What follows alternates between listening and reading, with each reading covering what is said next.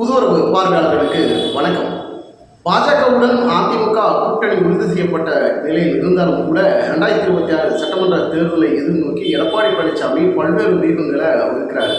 எடப்பாடி பழனிசாமிக்கு ஒரு நம்பிக்கையும் விருப்பமோ அது விஜய் மீது ரொம்ப அதிக அளவில் எடப்பாடி பழனிசாமிக்கு இருக்கிறத நம்மளால் பார்க்க முடிகிறது.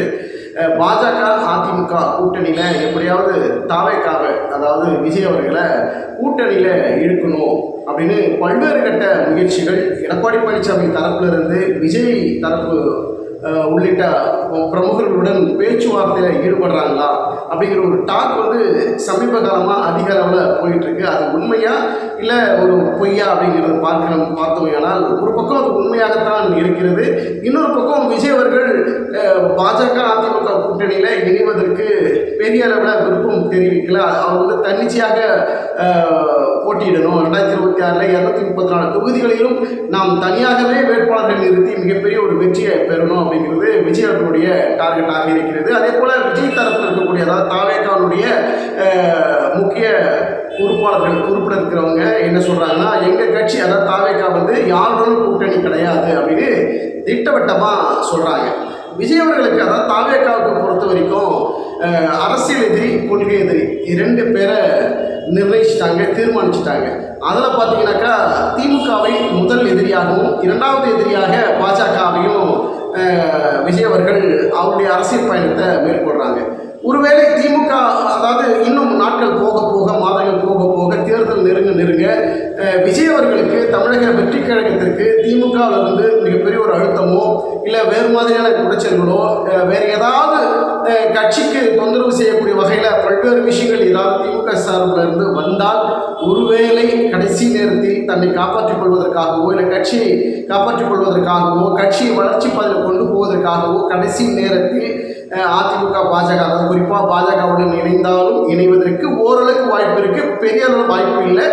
அந்த பக்கத்தில் இருந்து, அதாவது கொள்கை எதிரி, அரசியல் எதிரின்னு முதல் எதிரியாக சொல்லக்கூடிய திமுக தரப்பிலிருந்து ஏதாவது தாவேக்காவுக்கு ஒரு குடைச்சல் வருகின்ற பட்சத்தில் ஒரு 5% பாஜகவுடன் கடைசி நேரத்தில் வருவதற்கு ஓரளவுக்கு தான் வாய்ப்பு இருக்குது, பெரிய அளவில் இல்லை அப்படிங்கிறதான் நம்மளால் பார்க்க முடிகிறது. 2026 சட்டமன்ற தேர்தலை பொறுத்த வரைக்கும் பாஜக அதிமுக கூட்டணியில் தாவேக்காவை இணைத்து விட வேண்டும் அப்படிங்கிறது எடப்பாடி பழனிசாமியோட நம்பிக்கை. பாஜகவுடன் கூட்டணியில் இருந்தாலும் கூட விஜய் மீது ஒரு நம்பிக்கை இருக்கிறது. ஏன்னா விஜய் அவர்கள் ஒரு நட்சத்திரம், மக்கள் மத்தியில் பரிட்சயமானவர், மக்கள் செல்வாக்கு, ரசிகர் செல்வாக்கு பெற்றவர். எப்படியாவது விஜய் தன் கட்சி கூட்டணிக்குள்ளே இணைத்து கொண்டால் நம்ம ஒரு இடத்தை அடைந்து விடலாம், வெற்றியை பெற்று விடலாம் அப்படின்னு எடப்பாடி பழனிசாமியுடைய வியூகமாக இருக்கிறது. ஆனால் அது சாத்தியமா அப்படிங்கிறது மிகப்பெரிய கேள்வியாக இருக்கிறது. பொறுத்திருந்து பார்க்கலாம். எடப்பாடி பழனிசாமியுடைய ஒவ்வொரு அரசியல் நகர்வுகளும் அதிமுகவை காப்பாற்றுகிறாரா, அழித்து கொண்டு செல்கிறாரா அப்படின்னு மக்கள் மத்தியில், அதிமுக தொண்டர்கள் மத்தியில் மிகப்பெரிய ஒரு சலசலப்பு தொடர்ந்து ஏற்பட்டு கொண்டிருக்கிறது. அந்த சலசலப்புக்கும் ஒரு அதிருப்திக்கும் எடப்பாடி பழனிசாமி இப்போ தற்போது பார்த்தீங்கன்னா நிறைய விஷயங்கள் கூட்டணி குறித்து விஷயங்கள் எல்லாம் நாங்கள் யாரும் கூட்டணி வைக்கிறோம், உங்களுக்கு என்னங்க, நாங்கள் வெற்றி பெறுவோம், பாஜகவுடன் நாங்கள் கூட்டணி வைக்கிறதுனால உங்களுக்கு என்னங்க வலிக்குது அப்படிங்கிற மாதிரியான தோணிலெல்லாம் இப்போ ரொம்ப பிரச்சாரம் பண்ண ஆரம்பிச்சிட்டாரு எடப்பாடி பழனிசாமி.